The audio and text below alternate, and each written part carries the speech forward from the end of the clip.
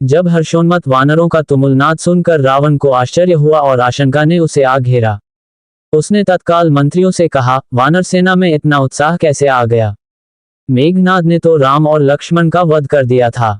शीघ्र पता लगाकर बताओ, इसका क्या कारण है? कहीं भरत तो अयोध्या से विशाल सेना लेकर नहीं आ गया? आखिर ऐसी कौन सी बात हुई है जो वानर सेना राम की मृत्यु का दुख भी भूलकर गर्जना कर रही है? तभी एक गुप्तचर ने आकर सूचना दी कि राम और लक्ष्मण मरे नहीं हैं, वे नागपाश से मुक्त होकर युद्ध की तैयारी कर रहे हैं।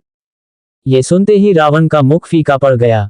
उसने क्रोधित होकर पराक्रमी धूम्राक्ष को आज्ञा दी, हे वीरश्रेष्ठ धूम्राक्ष, तुमने अब तक अनेक बार अद्भुत पराक्रम प्रदर्शित किया है।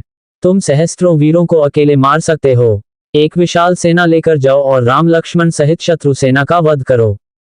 रावण की आज्ञा पाते ही शूल, गदा, तोमर, भाले, पटिश आदि शस्त्रों से युक्त राक्षसों की विशाल सेना लेकर धूम्राक्ष रणभूमि में जा पहुंचा। इस विशाल वाहिनी को देखकर वानर सेना घोर गर्जना करती हुई उस पर टूट पड़ी। धूम्राक्ष कंकपत्रों वाले तीक्ष्ण बाणों से वानरों को घायल करने लगा। वे भी राक्षसों के वार बचाकर बड़े बड़े शिलाखंड ले आकाश में उड़कर उन पर फेंकने लगे। आकाश को उद्यत राक्षसी सेना को अपने प्राण बचाने कठिन हो गए।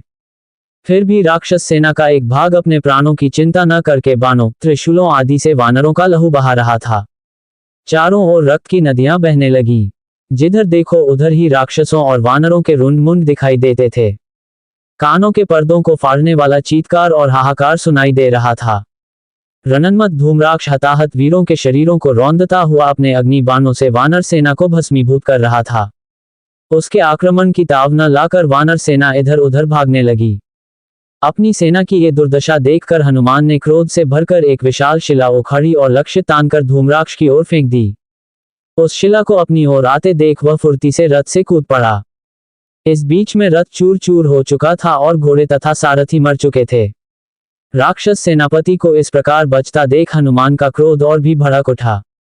उन्होंने दांतों, नाखूनों से उनके और धूम्राक्ष के बीच में आने वाले राक्षस समुदाय का विनाश करके मार्ग साफ कर लिया।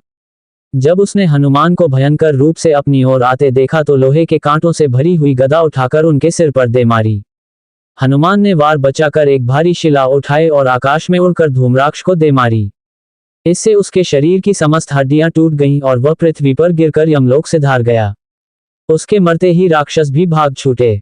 रावण ने जब धूम्राक्ष की मृत्यु का समाचार सुना तो वह क्रोध से पागल हो गया। उसके नेत्रों से चिंगारियां निकलने लगी। उसने वज्रदष्ट को बुलाकर आज्ञा दी कि वह राम लक्ष्मण तथा हनुमान सहित वानर सेना का वध करके अपने शौर्य का परिचय दे। वज्रदष्ट जितना वीर था उससे अधिक मायावी था। वह अपनी भीमकर्मा पराक्रमी सेना लेकर दक्षिण द्वार से चला। युद्धभूमि में पहुंचते ही उसने अपने सम्मुख अंगद को पाया जो अपनी सेना के साथ उससे युद्ध करने के लिए तत्पर खड़ा था। वज्रदष्ट को देखते ही वानर सेना किचकिचाकर राक्षसों पर टूट पड़ी। दोनों ओर से भयंकर मारकाट मच गई। संपूर्ण युद्धभूमि रुंड मुंडों, हताहत सैनिकों तथा रक्त के नालों एवं सरिताओं से भर गई। रक्त सरिताओं में नाना प्रकार के शस्त्र, कटे हुए हाथ तथा मस्तक छोटे छोटे द्वीपों की भांति दिखाई देने लगे। अंगद तथा वानर सेनापतियों द्वारा बार बार की जाने वाली सिंहगर्जना ने राक्षस सैनिकों का मनोबल तोड़ दिया। जब उन्हें अपने चारों ओर राक्षसों के कटे हुए अंग दिखाई देने लगे तो वह अपने प्राणों के मोह से रणभूमि से पलायन करने लगे। अपनी सेना को मरते करते और कायरों की तरह भागते देख वज्रदष्ट दुगने पराक्रम और क्रोध से युद्ध करने लगा। उसने तीक्ष्णतर बाणों का प्रयोग करके वानरों को घायल करना आरंभ कर दिया। क्रुद्ध वज्रदष्ट के भयानक आक्रमण से पीड़ित होकर वानर सेना भी इधर उधर छिपने लगी। उनकी ये दशा देखकर अंगद ने उस राक्षस सेनापति को ललकारा, वज्रदष्ट, तूने बहुत मारकाट कर ली, तेरा अंत समय आ गया है, अब मैं तुझे धूम्राक्ष के पास भेजता हूँ। ये कहकर अंगद उससे जाकर भिड़ गए। दोनों महान योद्धा मस्त हाथियों की भांति एक दूसरे पर प्रहार करने लगे। दोनों ही रक्त से लथपथ हो गए। फिर अवसर पाकर अंगद ने तलवार से वज्रदष्ट का सिर काट डाला। अपने सेनापति के मरते ही राक्षस सेना मैदान से भाग खड़ी हुई। वालिपुत्र अंगद के हाथ से वज्रदष्ट के वध का समाचार सुनकर रावण ने सेनापति अकंपन को उसके शौर्य एवं पराक्रम की प्रशंसा करते हुए राम लक्ष्मण के विरुद्ध युद्ध करने के लिए भेजा। महापराक्रमी अकंपन सोने के रथ में बैठकर असंख्य चुने हुए भयानक नेत्रों वाले भयंकर राक्षस सैनिकों के साथ नगर से बाहर निकला। महासम में देवता भी उसे कंपित नहीं कर सकते थे, इसीलिए वह अकंपन नाम से विख्यात था। रणभूमि में पहुंचते ही उसने 10 दिशाओं को कांपाने वाला सिंहनाद दिया। उसके सिंहनाद से अविचल वीर वानर सेना राक्षस दल पर टूट पड़ी। एक बार फिर अभूतपूर्व युद्ध आरंभ हो गया। उन सब के ललकारने और गरजने के स्वर के सामने सागर की गर्जना भी फीकी प्रतीत होने लगी। परस्पर युद्ध करते हुए वानरों और राक्षसों के द्वारा उड़ाई गई लाल रंग के धूल ने 10 दिशाओं को आच्छादित कर दिया और संपूर्ण वातावरण अंधकारमय हो गया। उस महाअंधकार में योद्धा अपने तथा विपक्षी दल के सैनिकों में भेद न कर सके। वानर वानरों को और राक्षस राक्षसों को मारने लगे।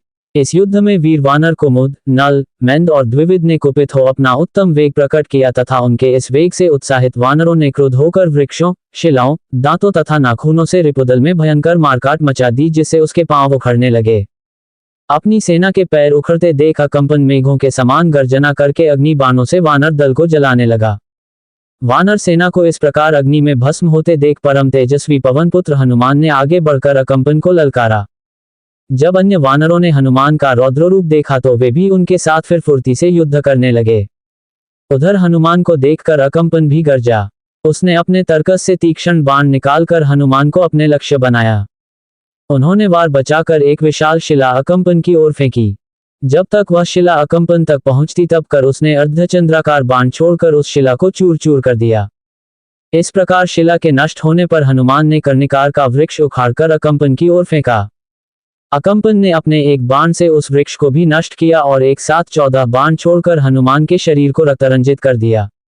इससे हनुमान के क्रोध की सीमा न रही। उन्होंने एक विशाल वृक्ष उखाड़कर अकंपन के सिर पर दे मारा। इससे वह प्राणहीन होकर भूमि पर गिर पड़ा। अकंपन के मरते ही सारे राक्षस सिर पर पैर रखकर भागे। वानरों ने उन भागते हुए शत्रुओं को पेड़ों तथा पत्थरों से वहीं कुचल दिया। जो शेष बचे, उन्होंने रावण को अकंपन के मरने की सूचना सुनाई।